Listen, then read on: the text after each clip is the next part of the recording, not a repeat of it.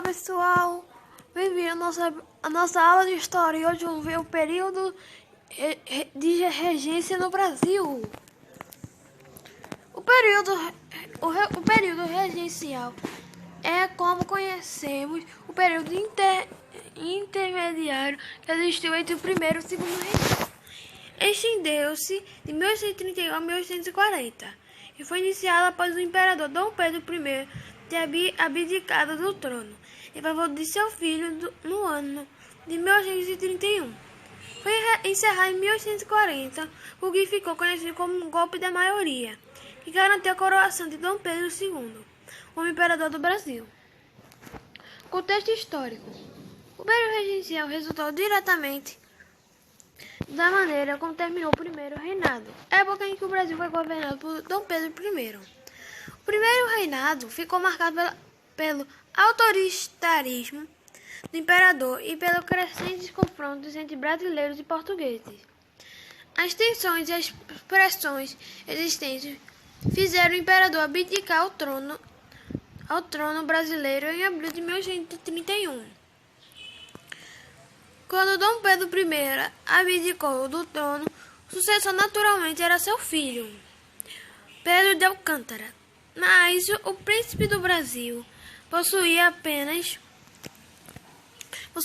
5 anos e, por lei, ele não poderia ser coroado imperador do Brasil até que completasse a maioridade, que só seria alcançada quando obtesse 18 anos.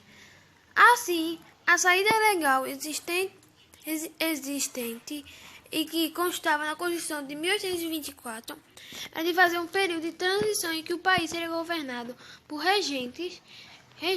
Esse período deveria ter acontecido até 1844, quando Pedro Alcântara completaria 18 anos, mas seu fim foi antecipado a 1840 por meio de um golpe parlamentar.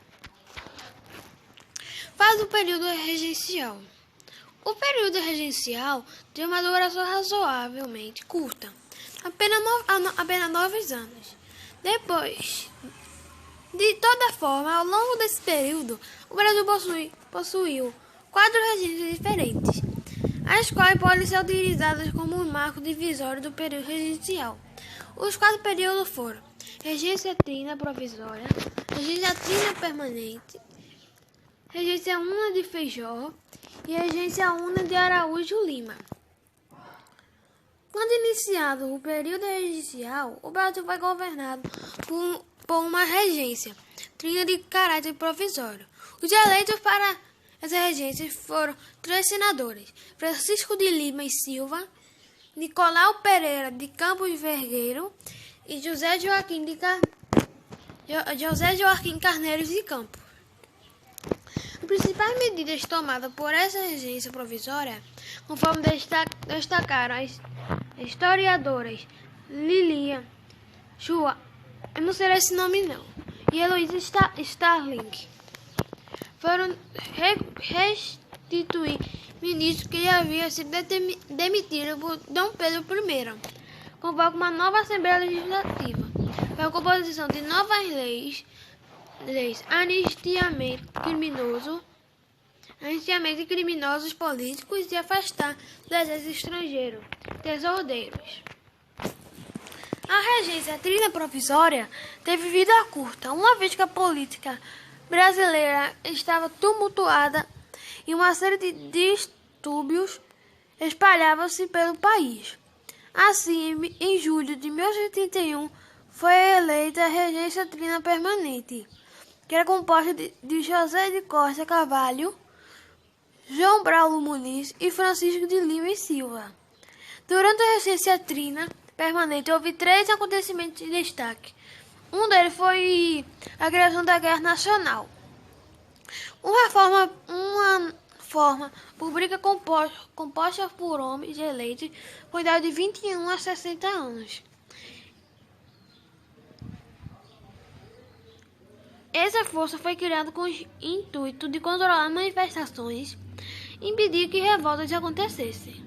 Outra medida de destaque foi uma reforma no poder moderador, retirando atribuições desse poder e dando maiores possibilidades de os deputados e senadores vistoriarem as ações do executivo.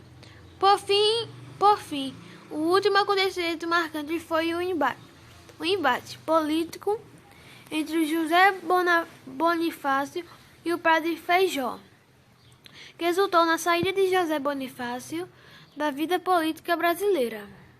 A regência trina permanente também não teve força para colocar sob controle os rumos da política nacional. Os conflitos entre moderadores, exaltados e restauradores permaneceram em revoltas pipocavam pelo país. Uma delas foi a Cabanada, que restaurou em 1831 na província de Pernambuco. A continuidade das tensões no Brasil deixava claro que havia um choque entre o governo e as províncias. O choque envolvia principalmente a questão de centralização do poder no governo, contra o desejo das províncias brasileiras de alcançarem maior autonomia. Para atender os demais das províncias e colocar a situação política sob controle, foi aprovado o Ato Adicional de 1834, uma lei que fazia alteração na Constituição de 1824. Com o Ato Adicional, as mudanças mais sensíveis foram: fim do poder moderador durante o período regional, fim do Conselho de Estado, criação da Assembleia Legislativa provinciais, aumento dos poderes dos presidentes da província, mas a nomeação era função do imperador, substituição de regência trina por uma regência una. Quais mudanças estipuladas pelo ato adicional esboçava-se no Brasil um modelo que concedia às províncias um grau consideravelmente de autonomia. Além disso, a eleição de um regente para governar todo o país aproximava o Brasil de um cenário republicano. Por isso, muitos historiadores afirmam que o período regencial foi uma experiência republicana no meio de dois reinados. Com a determinação de que o país seria governado por um regente, apenas eleições foram organizadas em eleições realizadas em 1835. O padre Feijó obteve 2.826 votos e assim derrotou Holanda Cavalcante, que obteve 2.251. A regência de Feijó ficou marcada pela cabanagem no Pará e pela revolta dos farrapos no Rio Grande do Sul. Feijó tinha um humor explosivo e deparou-se com a forte oposição em todas as frentes da política brasileira. Essa oposição fez Padre Feijó solicitar afastamento da função. Com sua saída, nova eleição realizada e Pedro Araújo Lima derrotou Holanda Cavalcante e foi eleito regente do Brasil.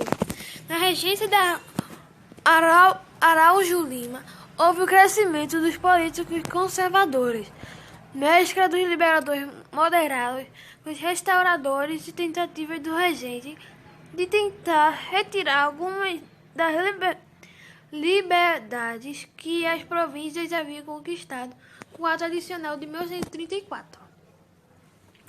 Política no período regional. O período regional ficou marcado pela intensa movimentação política que acontecia no país. O debate político nesse período foi bastante acalorado e girava em torno de três grupos políticos que gradativamente se transformaram nos dois partidos políticos do segundo reinado. No caso do período regencial, os principais grupos políticos eram liberais moderadores, em geral eram monarquistas, que defendiam a limitação do poder do imperador, defendiam uma monarquia constitucional do país e tinha no padre Feijó o seu maior representante. Liberais exaltados eram defensores abertos do federalismo, isso é, de ampliar a autonomia das províncias brasileiras. Alguns dos exaltados eram defensores da República, e o nome mais influente desse grupo foi Cipriano Barata.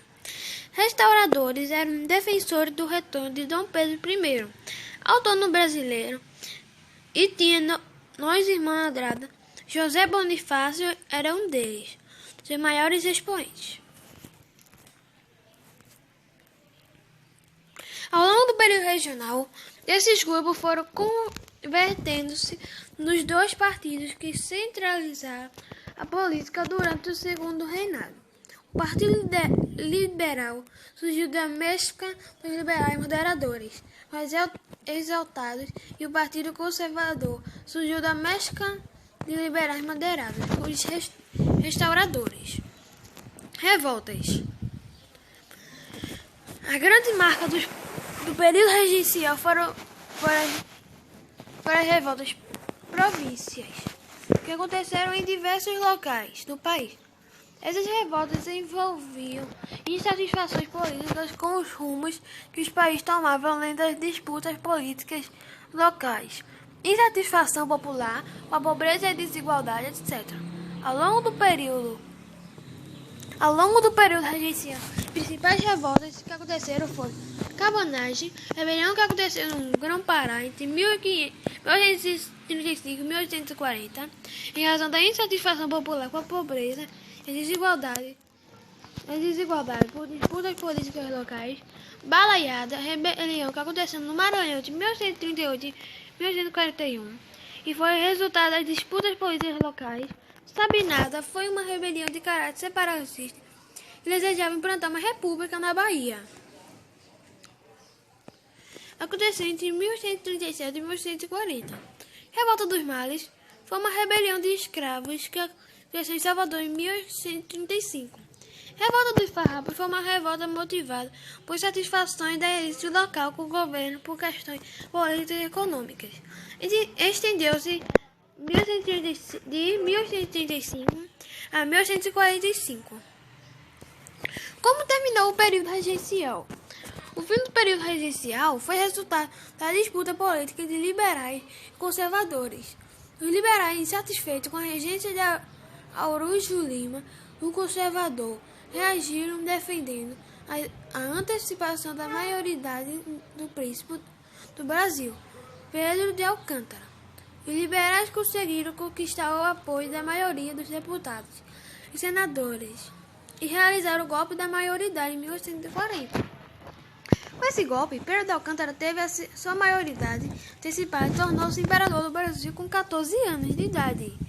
Esse ato iniciou o segundo reinado e deixou os liberais insatisfeitos, porque foi retirado o poder das mãos dos conservadores. Os liberais também esperavam a coroação do imperador colocasse fim à série de revoltas provinciais que aconteceram no país. Vamos para as atividades. Vamos lá. Questão 1. Ao longo do período regencial aconteceram rebeliões em diferentes partes do Brasil, algumas de curta duração e outras mais longas. Selecione a alternativa que traz uma revolta que não aconteceu no período regencial. Cabanagem, Sabinada, Cabanada, Revolução Paieira ou a Revolta dos Farrapos, que não aconteceu no período regencial.